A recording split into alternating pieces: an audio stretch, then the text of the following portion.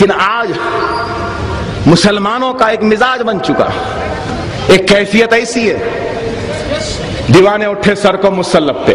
भाई माफ करना, हमारे बच्चे ज्यादा मुझे न्यू सिटी में दिख रहे हैं।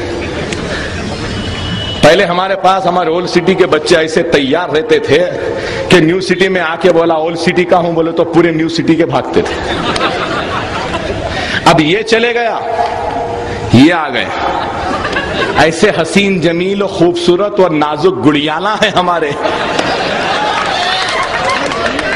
कि पूरा वक्त, पूरी तवानाई सर्फ हो रही है तो नए शहर के मॉलों में, नए शहर के थिएटरों में, कॉफी शॉप में, नए शहर की हसीनाओं और जमीलाओं के पीछे ये हो चुका है।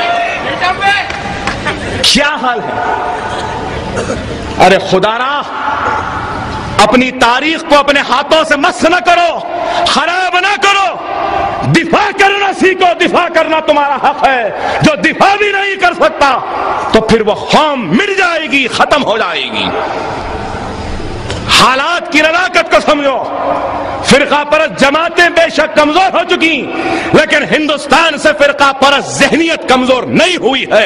आज भी फिरका परस्त जहनियत उरूज पर है, आज भी जिंदा है, आज भी ताकतवर है, लेकिन वो हिंदुस्तान के हिंदू फिरका परस्त जहनियत को काबिल लीडर नहीं मिल रहा है।